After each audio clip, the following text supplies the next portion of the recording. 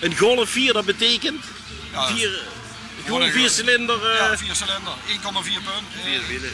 1,4. En toen je hem kocht, toen was het gewoon een standaard Golf. Ja. En toen bent u begonnen, half jaar geleden? Met een arbeidsuitlater zijn we mee begonnen.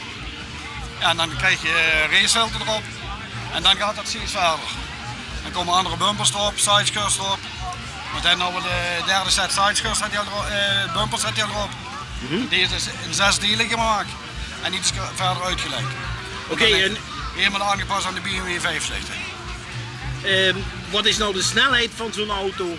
Die haalt 185. 185, dus dat ligt dus nog dezelfde motor in? Er is alleen de spaghetti spruitstukjes erop gekomen, een scheeltje 5 pk, dan is het weer een trekkrak. Dus de originele motor ligt erin?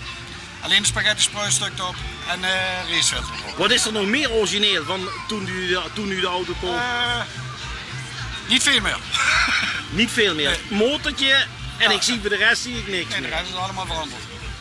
En waar moet ik dan rekening mee houden wat dit kost om dit te laten maken?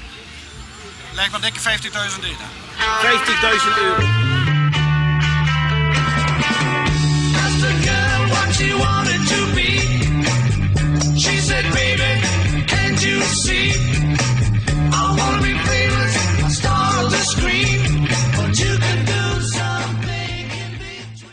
Ik woon zelf in Heerlen.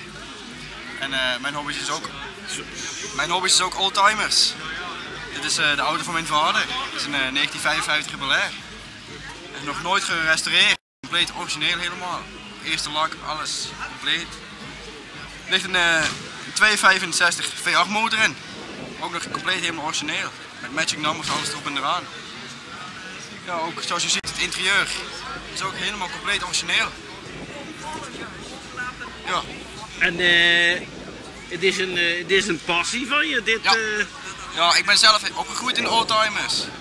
Ik zelf kom uit Amsterdam. En sinds dat ik verhuisd ben naar Limburg, is me dat eigenlijk met de paplepel ingegoten.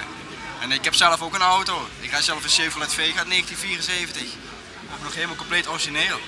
Ja, het is gewoon een prachtige hobby om te hebben. Hoeveel tijd besteed je hier nou aan per maand? Ik ben zelf automonteur en als ik thuis kom van het werk om 5 uur, dan ga ik s'avonds nog de garage in om te poetsen of wat te maken of wat dan ook. Altijd, iedere dag? Iedere dag.